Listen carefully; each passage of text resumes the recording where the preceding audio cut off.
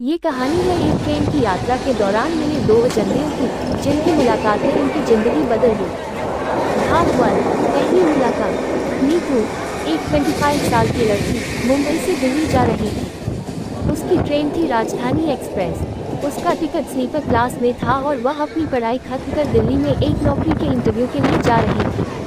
नीतू हमेशा से आत्मनिर्भर और महत्वाकांक्षी रही थी। ट्रेन के डिब्बे में चढ़ते ही उसने अपनी सीट ढूंढी और सामान जमाया।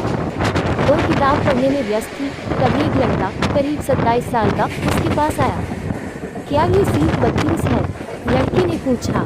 हाँ, यह आपकी सीट है, नीतू ने जवाब दिया और फिर किताब में खो गई। लड़के ने अपना सामान रखा और बैठ गया। कुछ देर बाद उसने बातचीत शुरू की।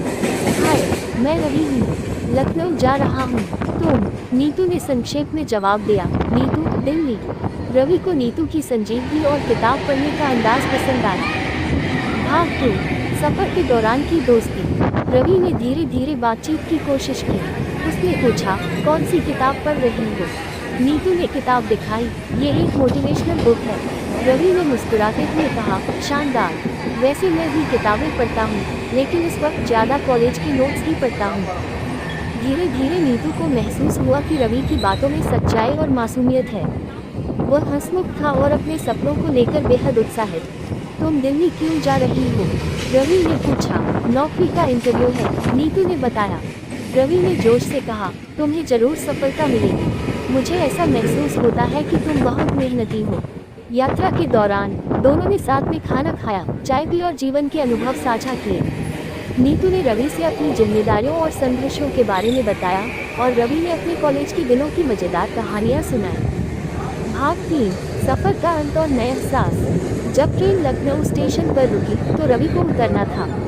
उसने कहा, नीतू, मैं चाहता हूँ कि तुम्हारा इंटरव्यू शानदार रहे। अगर कभी बात करनी हो तो ये मेरा नंबर है। नीतू ने रवि का नंबर लिया, लेकिन उसे यह नहीं पता था कि वह रवि से दोबारा बात करेगी या नहीं। दिल्ली पहुंचने के बाद नीतू इंटरव्यू में सफल रही, लेकिन रवि की बातें बार बार उसके दिमाग में घूमती रही। कुछ दिन बाद उसने रवि को फ़ोन किया। हाय, मैं नीतू। अरे वाह, मुझे लगा तुम मुझे भूल जाओगी, रवि ने हंसते हुए कहा। भाग 4। प्यार की शुरुआत। फ़ोन पर बातों का सिलसिला बढ़ता गया। दोनों ने अपनी अपनी ज़िंदगी के छोटे छोटे लम्हे साझा किए। नीतू को महसूस हुआ कि रवि उसकी ज़िंदगी का एक अहम हिस्सा बन गया है। कुछ महीनों बाद रवि ने नीतू को मिलने के लिए दिल्ली बुलाया। वह अपनी बाइक पर नीतू को दिल्ली की सड़कों पर घुमाने ले गया। वह दिन दोनों के लिए खास था। रवि ने झिझकते हुए कहा, नीतू, क्या तुम्हें भी ऐसा लगता है कि हमारी कहानी सिर्फ दोस्ती तक सीमित नहीं है? नीतू ने मुस्कुराते हुए जवाब दिया, शायद। भाग 5। साथ का वादा। कुछ समय बाद रवि ने अपने माता पिता से नीतू के बारे में बात की।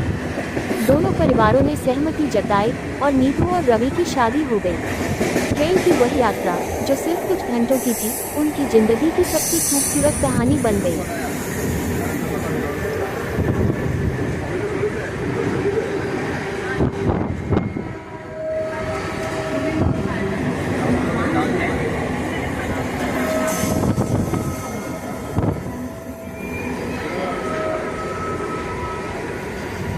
अगला स्टेशन बांद्रा।